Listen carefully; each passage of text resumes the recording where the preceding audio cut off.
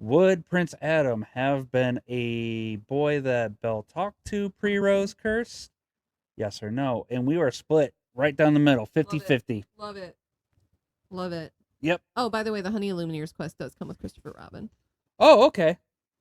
Of like a fancy foil one. And it also comes with Uh, Deshpar. Or Violet. the It comes with it Violet comes with violets. and maybe Mr. Incredible. So I'm just a heads up. No, which Mr. Incredible? I don't know. Oh yeah. Well, I mean that would be set 12 because there was no really Mr. Incredible set 13.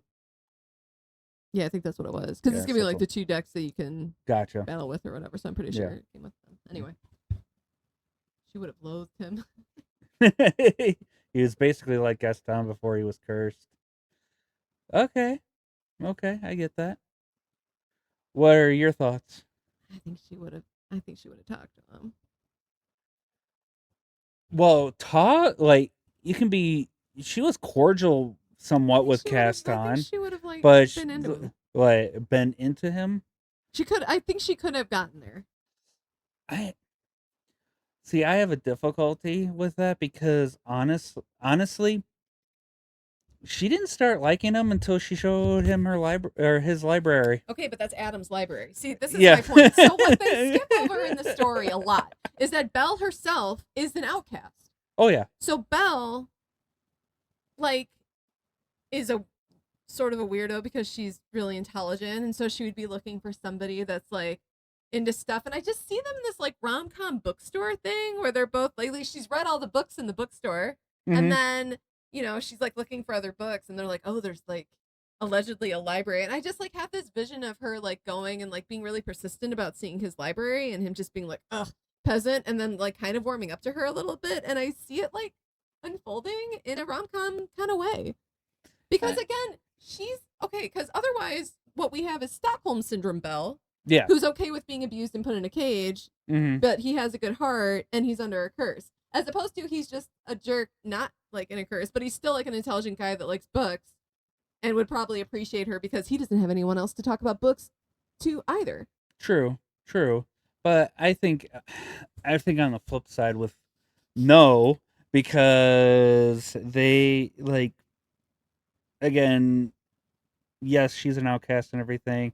Yes, he's an outcast, but whatever type of thing. But his mind didn't start switching really until like he was already a jerk to begin with. Mm-hmm. Um, with pre-curse. But she wouldn't have let him be a jerk, which leads into our rom com thing again. Because the guy's like, okay, this is the rom com formula. The guy's a jerk, so she's like, huff. And then they interact, and it like, he like slowly melts over time. And so I'm saying like he may have come around to being a better person in the rom com way, Mm-hmm. regardless of the curse. Like the curse brought him to that. So it's not like he propelled himself into that. So it would either be like, would meeting a girl that, I mean, he met her either way. He met her as a beast, and he also met her as Prince Adam. Yeah. Okay. So I'm saying like, would he have even really have needed the curse, or would he have learned from Belle how to not be a jerk because he would have liked Belle? Because I think she would have been more open to it than anyone else in the provincial town. But I think he became a lot softer afterwards, like the whole jerkiness, because he's a tormented soul type of thing. So he needed the curse in order to really like be Like open to it? not open, more, like a penance type of thing. Like, this is, I did wrong. This is the result of my jerkiness and everything like that. If he didn't have that, forced revelation of you're a jerk, stop being a jerk, here you become a beast because that's what you act like, I don't think he would continue being like a grade A jerk, like what Sir Sweegle says. It was his family. Wait, hang on.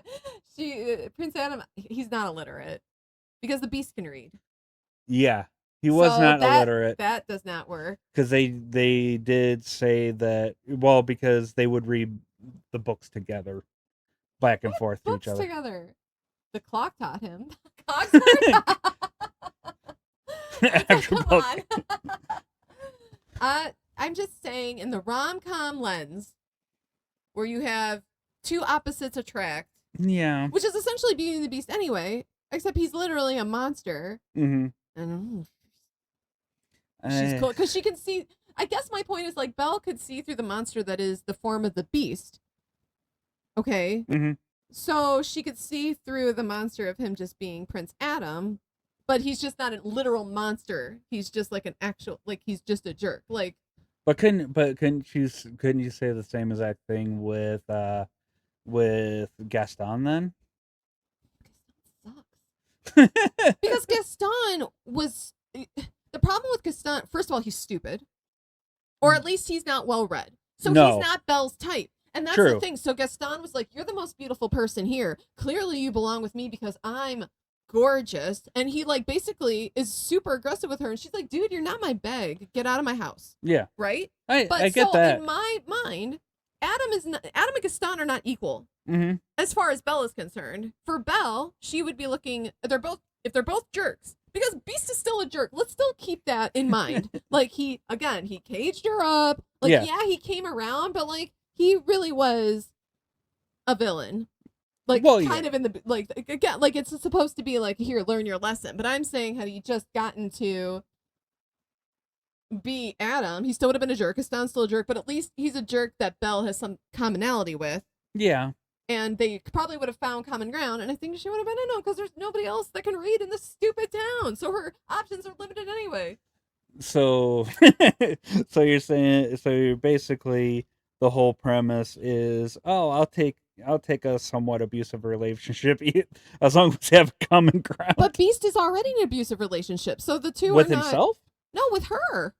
Sort of. Like, he roars at her and stuff, and he's like, here's some food, and then the servants are, like, feeling bad, so they, like, dress her up, and but he still doesn't really. And I'm saying, I think I don't know that there's much difference between Beast and Prince Adam. The only lesson that he learned is that he's lovable, regardless, because Belle loved him. But I think she may have, after some rom-com lens time with the this whole thing happening, and like, they're reaching for the same book, and so you've read this, and she's like, I've read all of these, and he's all like, he's like, kind of like, maybe you're not a peasant after all, and then he would, like, be open to the idea of being into her. So I think she would have been into him. And instead, we have Stockholm Syndrome Belle, and I still accept that. I'm not saying Belle and the Beast, Beauty and the Beast is like a bad movie. I still no. I still think it's a rom-com in of itself. If you have to put on the rom-com glasses, then possibility. Real life, 9. Okay, well, we're talking about Beauty and the Beast. Yeah. Where the clock talks. They have a live action. And the clock talks in it. And so we're not talking about... We have clocks that talk to us. Okay, well... All we have to do is just say her name. Or any of their names. You can have full-blown conversations. It's the fantasy lens. Yeah. Take it from a romantasy author. It's the lens. Convincing myself is what it is. Belle would have gone for the intelligent, but jerky, a little bit jerky. I wouldn't say necessarily that it could be all, like, Adam's fault, because I mean, there was, yes, Belle was an outcast and stuff like that, but at the same time, she did have a little bit of stuck-upness with her. Yes. So she's not, like, a perfect, like she's not Snow White. Snow White is super nice, super sweet.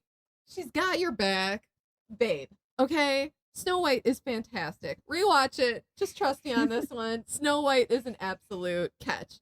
All right. Belle is kind of like, I'm not knocking Belle. Like, from weirdo to weirdo, she's doing her thing. Mm-hmm. Like, I just think she would have eventually found a commonality with Adam, regardless of whether he was the beast or not. Like, I think she would have been able to see through him, just like she was able to see through him as literally a beast. Because the whole point that he became a beast is because she was like, you need to look on the outside like you are on the inside, so you're going to look like a beast. Yeah. Well, Belle wouldn't have fallen for Beast if she didn't already love Adam. Or be interested in Adam because of his personality, which was still lacking as a beast, and then he warmed up to her. But Smacking the microphone. but the reason why the reason why he warmed up to her was because of the curse. Like, because he had no options. He doesn't have any options in this town anyway. That's why he's probably so mad. Oh no, I get that, but this was their best option. I mean, you had the clock. You pretty much had all of the cast of characters be like, this is your only chance. You gotta go for it. Yeah. You gotta go for it. There's no way that anybody's gonna be able to do that. But they didn't do that for him. They did it for them. Because, as we found out last week, they were all humans. Yeah. So they were like, we need to get back. I like my human parts back. You better hook up with this chick. Oh, yeah. So that Mrs. Potts singing to them is like, oh, we need to set the scene like Kiss the Girl. Yeah. But with Kiss the Girl, it wasn't because of selfish intent. I know, that's what I'm saying. Exactly. Kiss the Girl is much more romantic. So what have we learned about... Sebastian is helping Ariel with her quest. Yeah. Actively. Yeah. Yeah. So what did we learn about Beauty and the Beast? Everybody's selfish. Selfish jerks. Yeah. Well, no wonder it's set in France. Wow. Wow. Sorry to all of our French listeners. Wow. I kid, France. I kid. It was all in jest. I can't remember how to say I'm sorry in French. And I know it's a very common term. I don't know. I'll come back with that later. Yes, Sir Squeagle. Yep. Yep. So, it doesn't exist. Oh. But, well, I mean, they have I Surrender. Just kidding. Wow. Just kidding. Wow. Well, no. The only reason I bring that up is from the movie Flushed Away. Okay. Is there a Lorcana card for that? No. Every time I think of France or anything like that, it always brings up the movie Flushed Away, where it's a British-based Aardman. They do claymation and everything like that, but this frog is trying to take over this rat town that's in London. Okay. And it's a British frog. Oh, all right. But he basically tells his cousins, which are all French cousins, and played by Jean Reno, and one of the lines was, what is the first thing that we always do? I surrender. Oh, gosh. No, the kung fu thing. Listen. And that was from Britain. All we need to know is that Belle surrendered to the beast. Okay. Oh, look at that tie-in. Look at that full circle tie-in. Ooh, I did it. Yeah. But yeah, I would say the overall whatever we're split. It's fine. It's split. We're split on the whole thing, and we all can agree that the jerks, all of them are selfish jerks. Yeah. Everybody. Academy Award nominee. Yep. For Best Picture. Selfish jerks. Selfish jerks. The rom-com. Yep. Yeah. Want to rip? Yeah, it's time to rip. Let's rip.